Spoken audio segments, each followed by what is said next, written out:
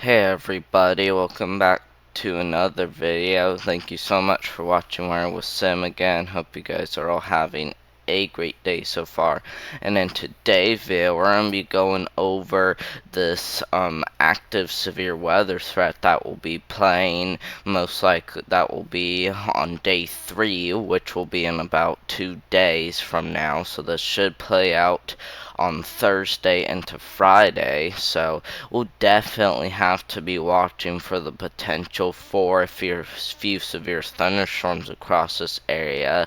But we're just going to go ahead and start taking a look at it. This does include Houston, Texas for the site risk, and we'll talk about why we have this at the end of the video. But we do have Houston included in the site risk, which is a problem because Houston is actually a really populated city, so it's definitely kind of bad that Houston is included in this. So if you do live in Houston, make sure to be on extremely high alert for this.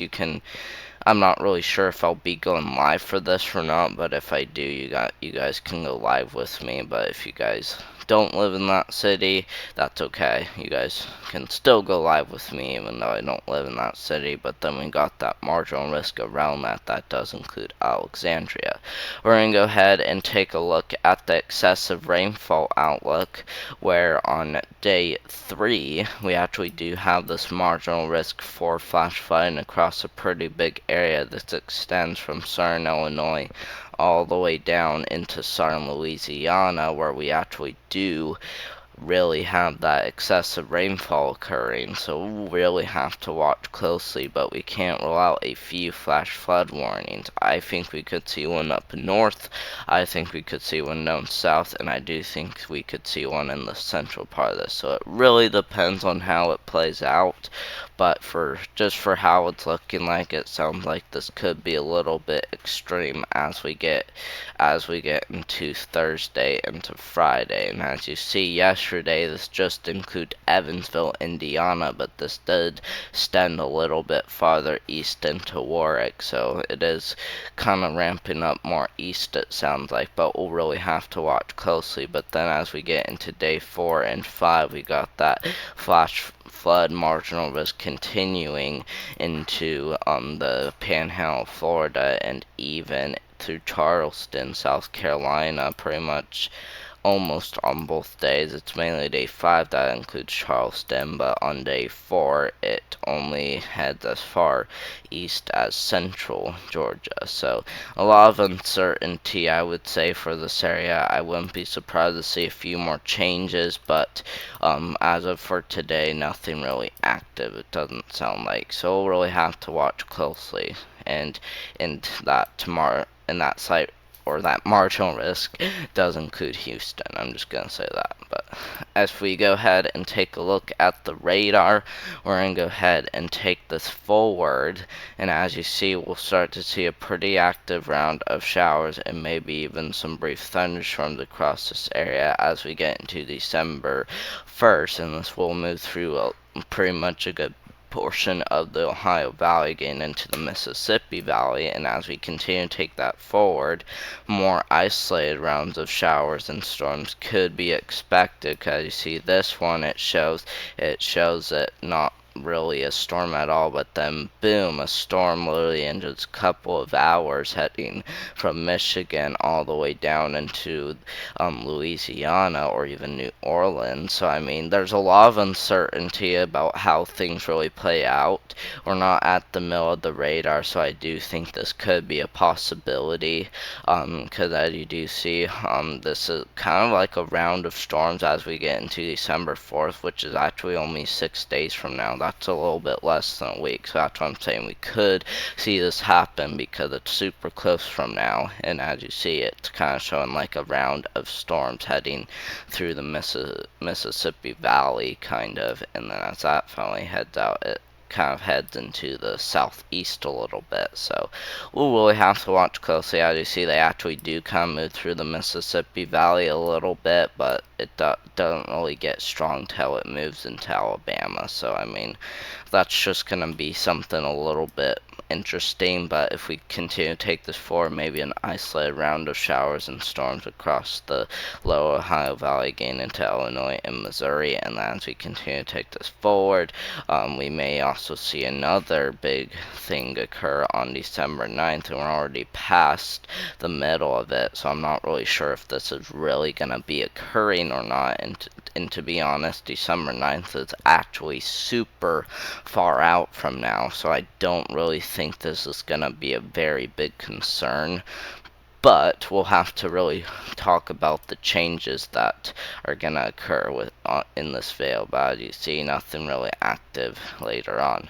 We're going to go ahead and take a look at the precipitation outlook, where we do have a good amount of rain for the entire eastern United States, getting into Texas. But over here to the northwest, we are seeing anywhere from 7 to possibly even a foot of rain in some areas, especially that little area just west of Seattle, across that lake area. So we'll really have to watch closely, but you see really good amounts across the eastern United States. So definitely be on some high alert for maybe a little bit of flash flooding, depending on how that storms out.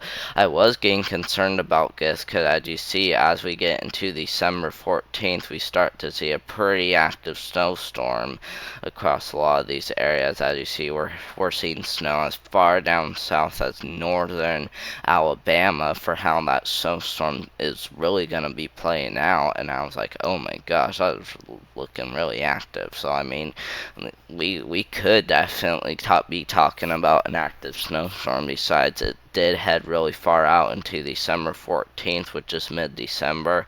So I don't really think we're really gonna be seeing things like that really occur. At least there's a lot of uncertainty. But as you see, we got that strip of foot of rain heading from the Panhandle, Texas, up through Missouri and Oklahoma, through Illinois, Indiana, and into Michigan, where we do have that really active foot of snow occurring. But anywhere like down south, we're talking about a tenth of an inch of snow. So we'll definitely have to watch closely. But for some reason, we are seeing a little bit of snow for Shreveport and all areas around that. But we'll have to watch closely. But I don't think this is going to be occurring.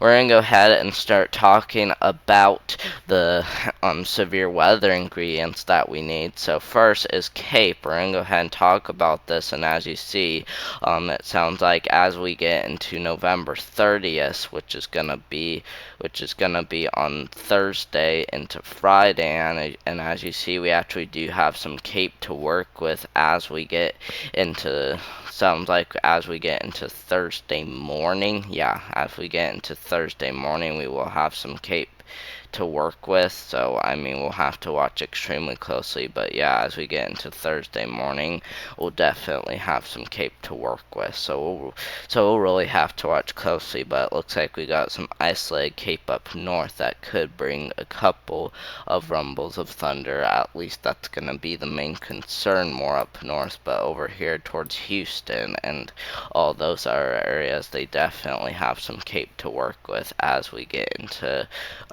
Thursday morning, I think. Yeah, it's gonna be Thursday morning. So yeah, they'll definitely have plenty of CAPE to work with. We're gonna go ahead and look at the dew points now, and as you see, I just wanted to show you guys that those warm dew points do head out of the Gulf of Mexico, and this is right at the afternoon time frame on Thursday. So dew points are checked off. I don't think we have to worry about anything else, but I also do want to show you guys that as we get into December, those dew points really start to get cold, very cold. And to be honest, the GFS model did also show that dew points will be getting as low as 0 degrees in some areas as we get into November 28th, which is today, and it says during the early evening hours today is when it will really be kicking off those low dew points. So I mean, we're definitely going to be seeing frost tonight. Now, next is wind shear. If we have enough wind shear down there, we could have some tornadoes possibly. And as we continue to take this forward, this is upper level wind shear, because if you look, this upper draft, which indicates higher things in the atmosphere. So as you see, there is some upper wind shear to work with across Houston, and I think that's gonna be on November 29.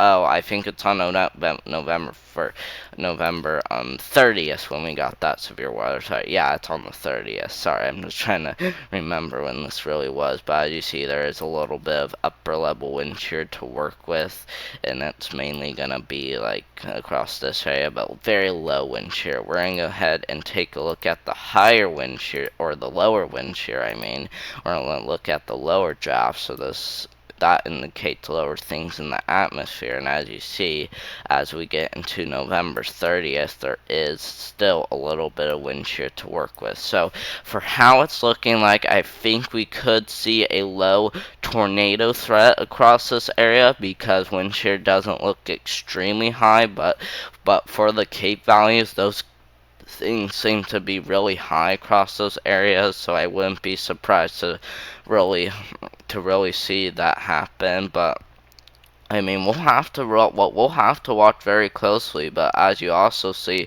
we also got some more active lower atmosphere things occurring as we get into December 10th. But as you see, that finally heads out. So there's definitely a lot of uncertainty about how things play out, but we'll have to watch closely. But for how it's looking for all severe weather ingredients, including Cape, is looking like we could see a pretty big tornado threat down there. I probably would say a 5% is what we're gonna have to watch for. But as we look at our temperatures, we're gonna go ahead and take this forward, and as you see, temperatures do get pretty warm down there near the Houston area, even on November 30th. So definitely feeling pretty pleasant across that area. That definitely gives the storms just a little bit of heat and moisture to work with. But as we continue to take this forward, we'll start to see warmer temperatures across the lower Ohio Valley as we get into December. And as you see, they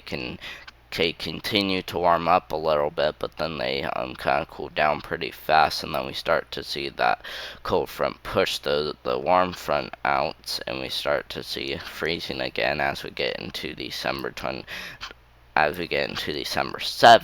But as we continue to take this forward, it sounds like we'll really start to see our temperatures drop, and wow, really gonna drop as we get into December 11th. So we'll really have to watch this closely. But thank you guys very much for watching. Hope you guys did enjoy this video. We did talk about a lot of things in this video, so I did hope you guys did enjoy it. I also hope you guys will keep subscribing to my YouTube channel. You guys who didn't subscribe already, make sure to do that and hit that like button too as well.